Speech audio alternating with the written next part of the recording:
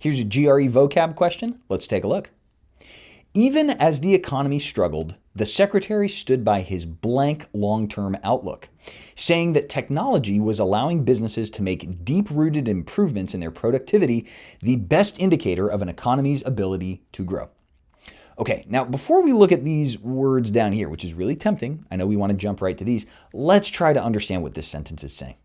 So the first important thing to note here is that this sentence starts with a big contrast. Even. I've only read one word and already I know that this is a contrast. Even though, right? It's that same sort of meaning. So even as the economy struggled, bad thing, the secretary stood by his blank long-term outlook. So I can make a pretty good guess that this is going to be I'm just going to say a good word or a positive word. And if you want to justify that a little more, you can read the rest of the sentence. You don't really have to in this case, but the rest of the sentence really backs this up, saying that the technology was allowing businesses to make deep-rooted improvements, good thing, in their productivity, good thing, the best indicator of an economy's ability to grow, good thing.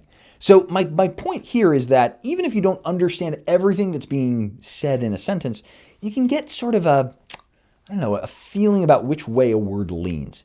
This clearly needs to be a good word. All right, now let's talk about the answer options. And it's entirely possible that you look at these 5 words, you don't know a single one of them. And that could happen to you on the test. This is a tough problem.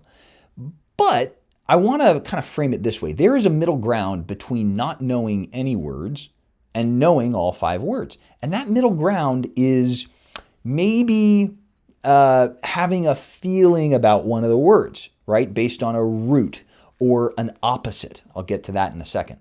So don't throw your hands up if you can't define all 5 words. That's very likely to happen. Instead, really dig into the words and see if you can kind of get a sense of what they mean. I'll show you how that works. So let's start with a word that you may or may not know, ambivalent, right? I would say that's probably the easiest of these 5 words. And knowing roots is very, very useful. So that's something that I would study. Ambi means both, and valent, for all you chemistry majors, covalent bonds or the valence is like the sign, positive or negative. So ambivalent means you're both positive and negative, or you don't have a particular lean. That's not what we're looking for. We're looking for something very, very positive sounding. Okay. Now let's talk about defining words based on their opposites. Irresolute, right? If a word starts with an I, very often that's a contrast. So irresolute means not resolute. Do you know the definition of resolute or resolve, right? If you are resolute and you have resolve, it means you're very, very driven or focused on something. So not resolved or irresolute means that you're not that way. Not really what we're looking for here. Again, equivocal is one we can kind of define based on its opposite, which is more commonly known. Unequivocal. You could say, I am an unequivocal supporter of blank, right? Unequivocal means that you don't waver, you don't vacillate, right? So equivocal means that you do vacillate.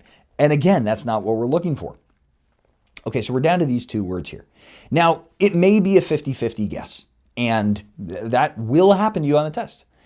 I talk about this more in my course, but you really have to get comfortable guessing sometimes on vocab. It's impossible to know every single word that could come up, so you have to be comfortable guessing.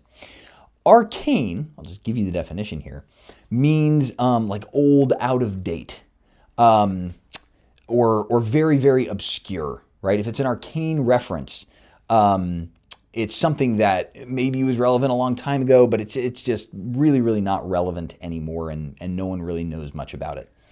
Not what we're looking for. Sanguine is the winner here, and I'll justify it a little bit. If you speak French or Spanish, sang, sangre, blood, right?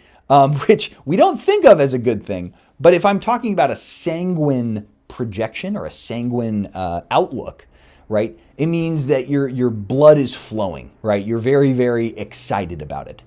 And that is the correct answer. For more GRE tips and tricks or to sign up for my online course, follow the link on my profile.